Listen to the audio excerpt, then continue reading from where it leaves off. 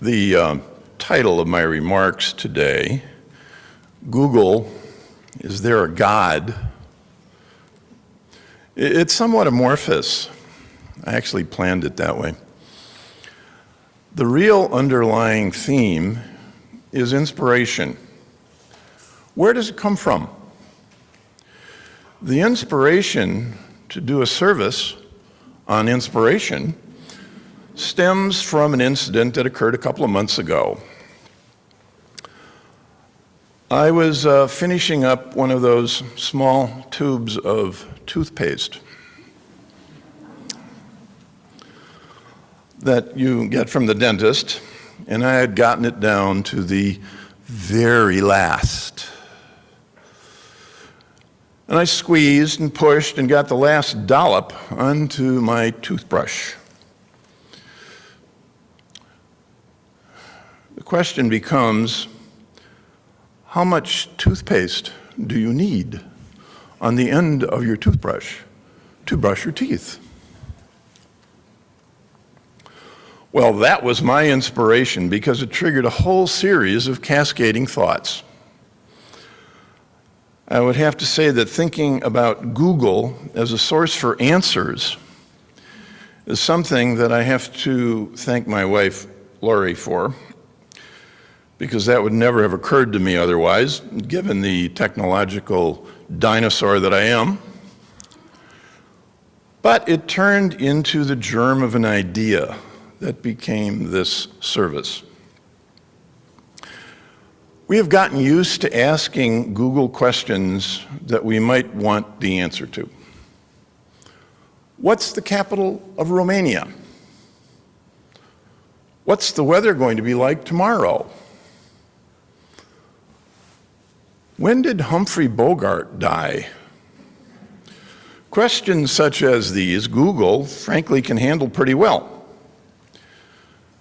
You can imagine that the little girl in the story for all ages would have had a field day asking Google all sorts of questions. Google does have many practical advantages, though. True story. Also an example of too late smart. Do any of you have one of those pop-up drains? You push down on it to stop the drain in your sink, and you push down on it again to release the water. Well, if you don't, you can imagine it. Well, we have one in Florida, and for whatever reason, I kept on pushing and pushing and pushing, and it wouldn't come up. Water sat in the sink for a few days until I succumbed to the notion that really I ought to call a plumber.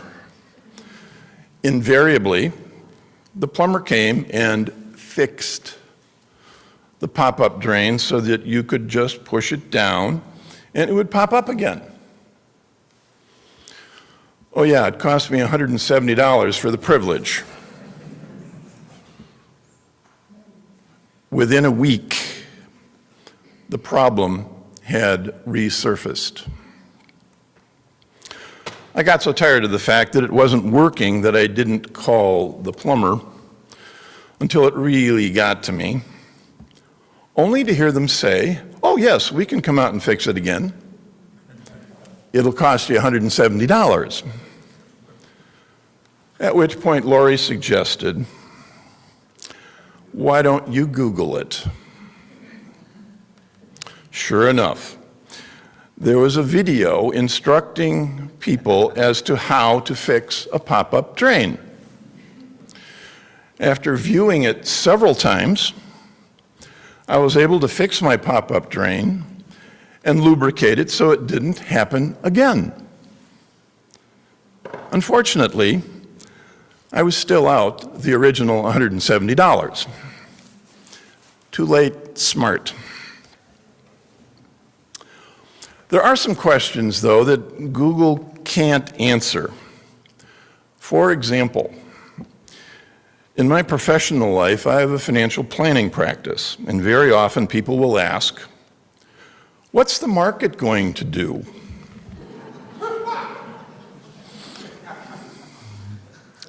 Thanks.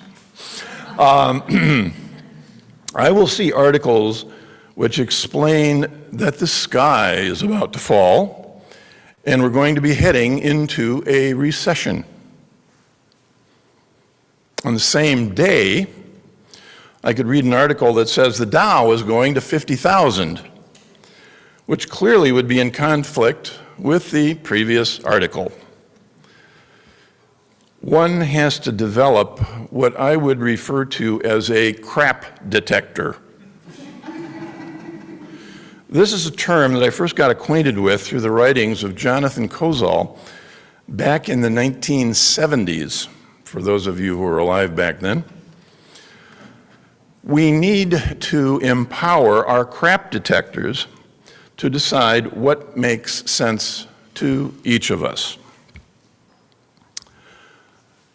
Similarly, though, some of life's big questions, such as, is there a God? Or, now that I am widowed, how do I want my life to evolve?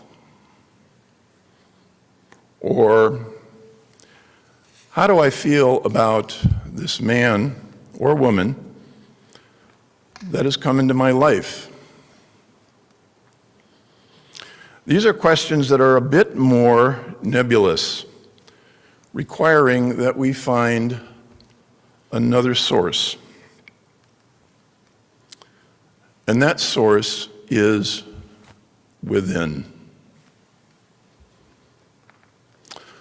A couple of months ago, we were given the pleasure of listening to Reverend Allison Farnham.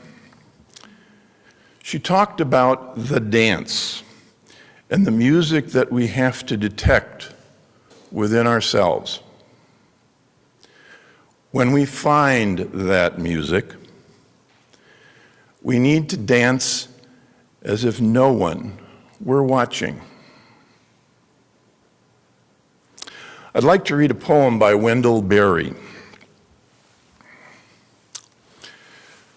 We clasp the hands of those that go before us, and those that come after us. Hand in hand, we dance the dance of life. We enter the little circle of each other's arms, and the larger circle of lovers whose hands are joined in a dance, and the larger circle of all creatures passing in and out of life, who move also in a dance, to a music so subtle and vast that no ear hears it except in fragments. Hand in hand, we dance the dance of life. How do we hear the music? That's the $64 question. We all need to find ways of pausing and listening to what's within, and in that pause, find the inspiration to act, to dance.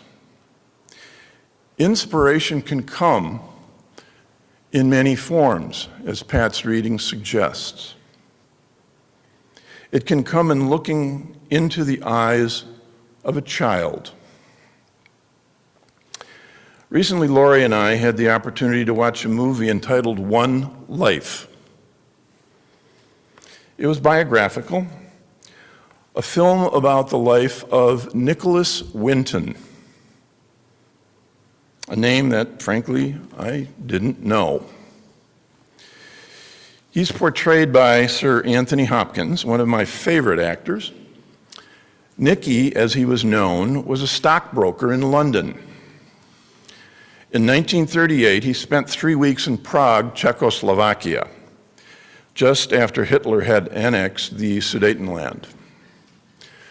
There he came in contact with the parents and their children fleeing the threat of Hitler's army on their border. What transpired were Nicky's efforts to save these young children, most of whom were Jewish.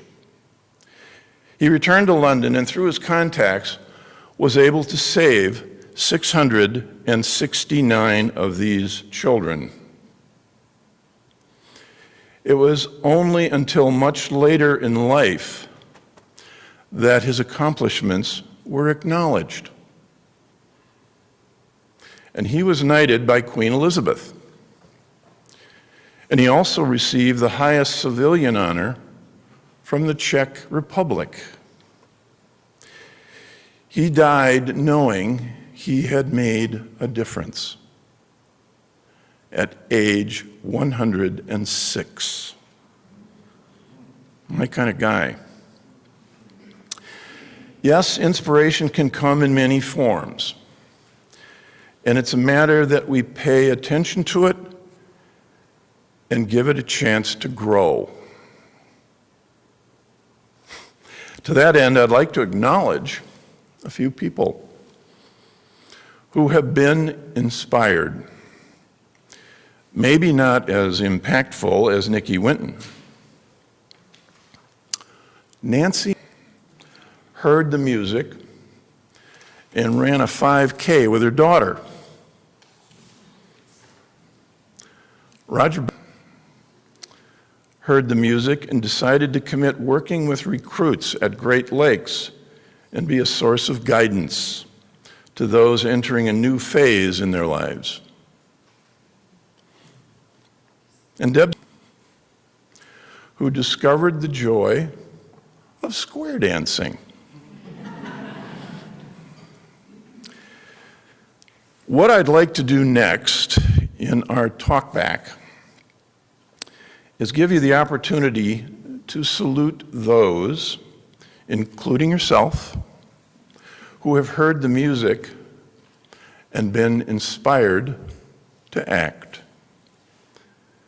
Pat will walk around with a microphone so that you can be recorded for posterity. Don't let that dissuade you.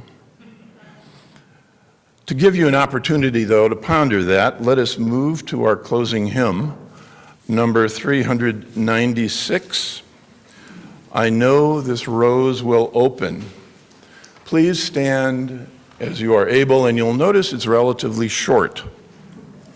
So we'll sing it twice.